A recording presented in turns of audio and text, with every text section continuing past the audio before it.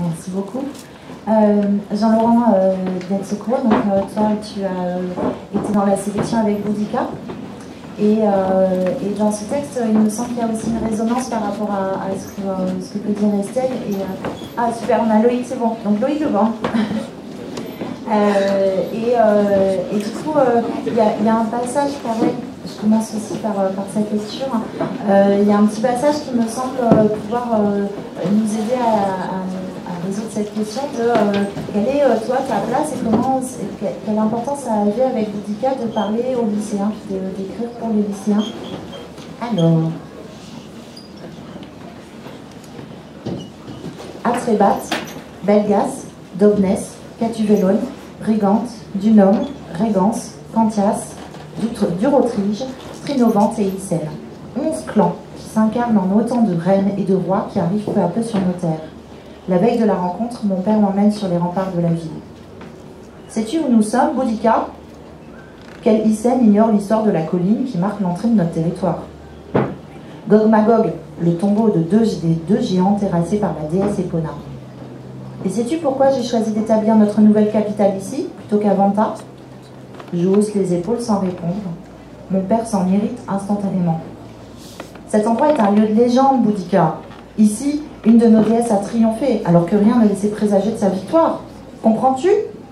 Nous devons rappeler aux autres clans que les Icènes sont glorieux depuis toujours. Nous ne sommes pas faibles. Je ne suis pas sûre de savoir ce qu'il cherche à convaincre quand il enchaîne. Tu ne seras pas qu'une future reine.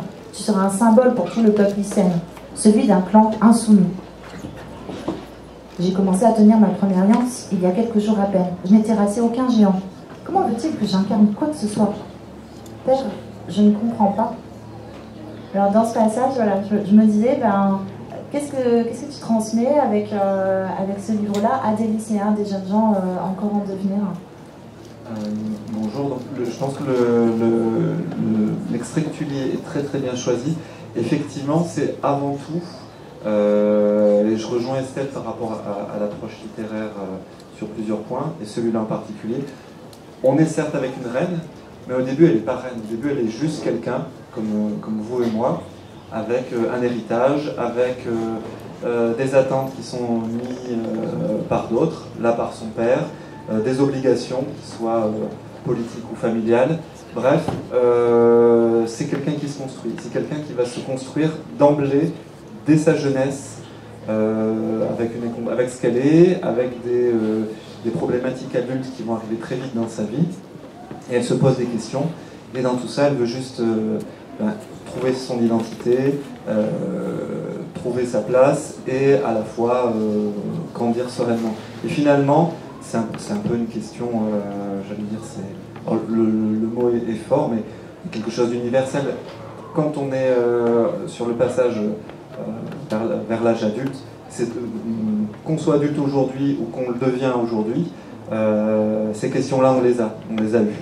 C'est-à-dire, ouais, est-ce que c'est moi, est-ce que c'est des questions qu'on veut de moi, on projette des choses sur moi pour que je le devienne? C'est le problème qu'a Boudica. Est-ce qu'elle a envie, on lui dit tu dois être forte, tu dois être une héroïne, tu dois être un symbole? Elle veut juste exister, elle veut juste être une femme, avoir des amours, une vie, évidemment qu'on soit fier d'elle, avoir des réalisations, mais peut-être pas ceux des autres. Donc c'est finalement une question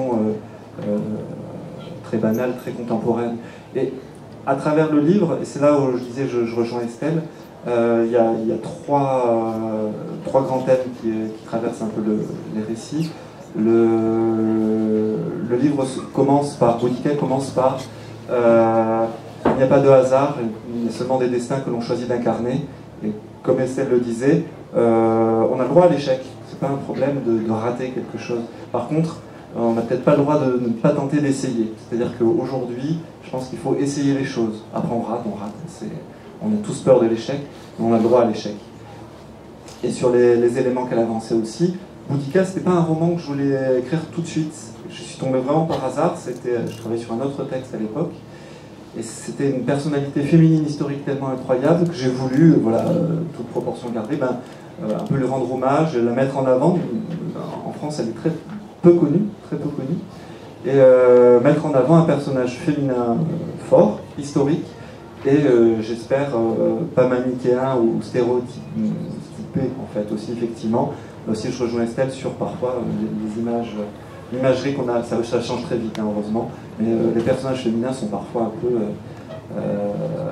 un peu encore aujourd'hui des clichés dans certains romans. Donc voilà, c'était parler de problématiques d'aujourd'hui, de la place de la femme, d'une adolescente qui cherche sa place tout simplement dans sa vie, qui ne cherche pas à devenir une légende, et d'une femme à l'égal de tous les autres.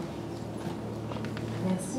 Alors avec La Mer des Eaux, Rod, on n'est plus dans l'histoire, on est au contraire dans un quotidien assez proche de nous. Alors évidemment, tu nous transportes aux États-Unis, donc il y a un côté des paysans, mais c'est surtout, il me semble, on va voir dans ce petit passage que j'ai choisi,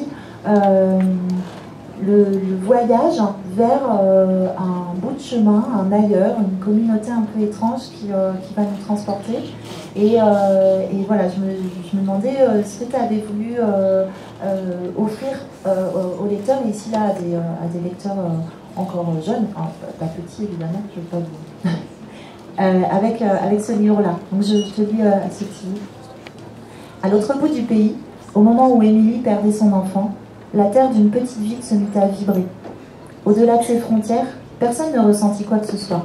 Aucun signal ne se dessina sur le moindre écran de sismologue. Aucun journal télévisé ne relata l'événement. Seuls les habitants de la communauté éprouvèrent le tremblement. Au bout d'une longue route que peu de gens connaissaient et qu'encore moins utilisaient, un spectacle étrange se produisait alors que la nuit était déjà bien avancée. Les hommes, les femmes, les vieux et les jeunes étaient tous réunis autour de leur église, le visage tourné vers l'océan, à observer les vagues qui s'abattaient sur la rive au même rythme que le battement de leur cœur. Boum, boum, boum. Leurs esprits se perdaient dans les vibrations de l'air, volaient dans les embruns de la mer, se mêlaient avec la voix douce et chaude qui les berçait sans employer de mots. L'arrivée de la nouvelle descendante était proche. Alors, où est-ce que tu nous les as emmenés, les lycéens, avec ce livre-là? Alors, au départ, je vais avouer la vérité, je ne pensais pas vraiment aux lycéens par rapport à l'écriture de ce roman. C'était déjà une surprise d'être dans la sélection, vu le thème du roman, donc autour de la stérilité, du couple. On est plus sur des personnages qui ont la trentaine. Donc voilà.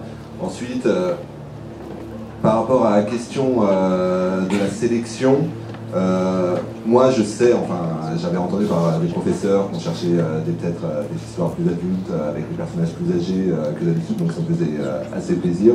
Ensuite, j'espère que les lycéens ont pu se projeter dans ces personnages un peu plus vieux, découvrir. C'est peut-être la découverte justement de difficultés qui ne les touchent pas encore à leur âge, qui peut peut-être être intéressant avec ce roman. Ensuite, au niveau de ma communauté, de l'église, des personnages qui se retrouvent dans cette ville de la Mare, c'est vrai qu'il y a quelque chose que j'aime travailler et que je travaille toujours un peu sur tous mes romans, même quand je ne fais pas exprès, c'est les huis clos un peu ouverts, les endroits où tout le monde se connaît, les secrets que chacun cache.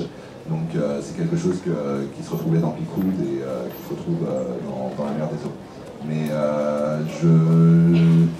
je ne sais pas si j'ai une transmission au niveau des lycéens comme Estelle, par exemple, ou même toi, sur justement l'histoire et sur ces personnages qui évoluent pour se transformer en fait. J'ai pas une véritable transformation au niveau de mes personnages. Ah, mais je pense